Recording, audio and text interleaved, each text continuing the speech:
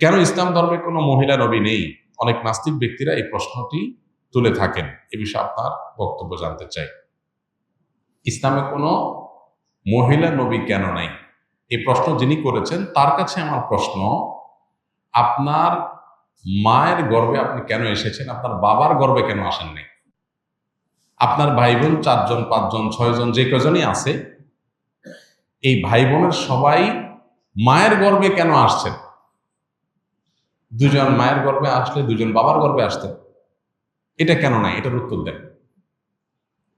আপনি নিশ্চয়ই বলবেন যে না, এটা তো বাবার গর্ভে আসার মতো না, এটা তো হয় না। মায়ের গর্ভে সন্তান আসে, বাবা লালন পালন করে উপার্জন করে খাওয়ায়, বাকিটা মা দেখে। তো আল্লাহ রাব্বুল আলামিন পুরুষদের জন্য কিছু ডিউটি দিয়েছেন, মহিলাদের জন্য কিছু ডিউটি দিয়েছেন। আল্লাহ পুরুষদেরকে সৃষ্টি করেছেন কিছু ডিউটির জন্য উপযোগী করে, মহিলাদেরকে সৃষ্টি করেছেন কিছু ডিউটির জন্য উপযোগী করে। এখন যদি আপনি মহিলা থেকে পুরুষেরটা, পুরুষের থেকে মহিলারটা আশা করেন, তাহলে সেটা হবে বোকামি। প্রত্যেককে আল্লাহ তাআলা যার যার ডিউটি, যার যার কর্তব্য পালনের উপযোগিতা দিয়ে তাকে তৈরি করেছেন। দেখুন, আল্লাহ তাআলা মায়ের গর্ভে সন্তান দেন। গর্ভের ধারণের এই যে সময়টা, মায়েদের যে কষ্টের সময়টা 10 মাস, এই সময়টা কি বাহিরে রাস্তাঘাটে মুভমেন্ট, অফিস আদালত, ব্যবসা বাণিজ্য, মাটি কাটা, বাহিরে কাজ করা, এই কাজগুলো গর্ভাবস্থায় উপযোগী না বাসায় রেস্ট করাটা বেশি উপযোগী?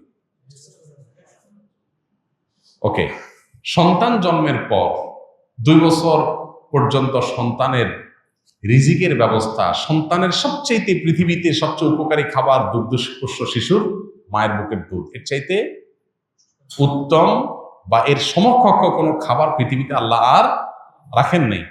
এই খাবার দিয়েছেন আল্লাহ তাআলা মায়ের বক্ষে। তাহলে 2 বছর ধরে সন্তানকে দুধ পান করাইতে হবে, সেটা তো সকাল দুপুর রাত 3 বেলা, নাকি?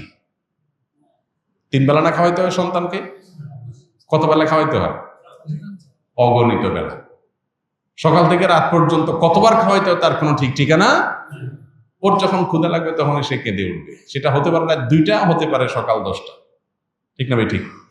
তাহলে সারাদিন রাতে যে কোনো সময় সন্তানকে দুধ খাওয়াতে হবে। এটার জন্য উপযোগী কি অফিসের চেয়ার নাকি বাসা বাড়ি? আল্লাহ তাআলা নারীর বডি স্ট্রাকচারের মধ্যে যেসব জিনিসগুলো দিয়ে দিয়েছেন, সেখানে কিন্তু ইন্ডিকেশন আছে যে তার কর্মস্থল কোথায় হবে, তিনি তার ডিউটিটা কোত্থেকে পালন করবেন। এখন আপনি যদি তাকে ওই জায়গা থেকে বের করে ভিন্ন জায়গায় তার ডিউটিটা সেট করার চেষ্টা করেন, তখন পৃথিবী, তার সিস্টেম মুখ থুবড়ে পড়ে যাবে। আজকে পৃথিবীর উন্নত দেশগুলোর মুখ থুবড়ে পড়ে গেছে।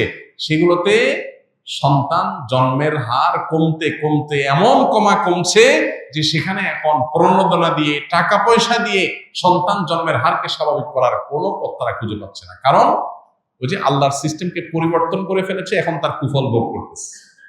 সন্তান জন্ম দেওয়ার প্রবণতা মানুষ হারাই ফেলছে। এখন টাকা পয়সা দিয়া, লক্ষ লক্ষ কোটি কোটি টাকা, million million billion billion budget দিয়েও মানুষের মধ্যে সন্তান জন্মের সেই স্বভাবজাত প্রবণতা ফেরাতে পারছে না। প্রত্যেকটা দেশ সাফার করছে, প্রত্যেকটা দেশ। আপনি উন্নত দেশগুলো যদি অ্যানালাইসিস করেন, দেখবেন প্রায় প্রত্যেকটা দেশ সন্তান জন্ম দিয়েছেন, সরকার আপনাকে টাকা দিবে। একটা হয়েছে দিবে, 2টা হয়েছে আরো বেশি দিবে, 3টা হলে আরো বেশি দিবে, তারপর সন্তান হচ্ছে না। বাহির থেকে রিফিউজিদেরকে এনে দেশ চালাইতে হচ্ছে, কারণ নিজের দেশের বাচ্চা সেভাবে জন্ম নিচ্ছে না। ভাইরা আমার, গরিব দেশগুলো থেকে শ্রমিক হিসাবে মানুষকে এনে বা ছাত্র হিসেবে ভিসা দিয়ে নিয়ে তারপরে তাদেরকে মাইগ্রেট করে নিজের দেশে নাগরিকত্ব দিতে হচ্ছে, কারণ দেশ চালানোর জন্য নিজের দেশে সেরকম লোক তৈরি হচ্ছে না। আল্লাহর সিস্টেমকে পরিবর্তন করতে গিয়ে পৃথিবী বহুবিধ চ্যালেঞ্জের মুখোমুখি হয়েছে, আরো হবে। বিধায় কেন আল্লাহ তাআলা পুরুষদেরকে নবী বানিয়েছেন? নবীদের কাজটা বাহিরে না ভেতরে? শুধু কি বাহিরে? তাদের কাজটা চ্যালেঞ্জিং, মহা চ্যালেঞ্জিং, তাই না? কোথাও শত্রুর সাথে লড়াই করতে হবে, কোথাও তাকে যুদ্ধ সংগ্রাম করতে হবে, কোথাও বাধার মুখোমুখি হইতে হবে, কোথাও জুলুমের শিকার হইতে হবে, কোথাও ফিজিক্যাল অ্যাটাকের শিকার হইতে হবে। এগুলো কি একজন নারীর জন্য সহ্য করাটা খুব বেশি উপযোগী? তাহলে হ্যাঁ, নারী অনেক কিছুই করতে পারে, আল্লাহ তাআলা তাকে অনেক ক্ষমতা দিয়েছে। দেখুন, যে পুরুষ বীর হবে নারী তাকে জন্ম দিবে, ইচ্ছে বড় গৌরবের বিষয় কি? যে পুরুষ বীর হবে নারী তাকে গড়ে তুলবে, বীরের মা হবে, এর চেয়ে বড় মর্যাদার বিষয় কি? মর্যাদা দেওয়ার নাম করে আমরা এখন যা করছি এটা পৃথিবীকে পশ্চাদমুখী করবে। যেটাকে আমরা অগ্রগতির মাধ্যম মনে করছি সেটা আসলে আমাদেরকে পেছনের দিকে নিয়ে যাবে। বিদায় বিষয়ে আমাদেরকে সতর্ক হতে হবে, সচেতন হতে হবে। আল্লাহ রাব্বুল আলামিন যাকে দিয়ে যে কাজ নিতে চান তাকে সেইভাবে তৈরি করেছেন। আপনি এটাকে উল্টাতে চাইলে সেটা হবে না। অতএব আল্লাহ তাআলা কেন পুরুষদেরকেই শুধু নবী বানিয়েছেন, মেয়েদেরকে কেন নবী বানান না, এর মধ্যে এটার উত্তর আছে। আল্লাহ আমাদেরকে বোঝার তৌফিক দান করুন।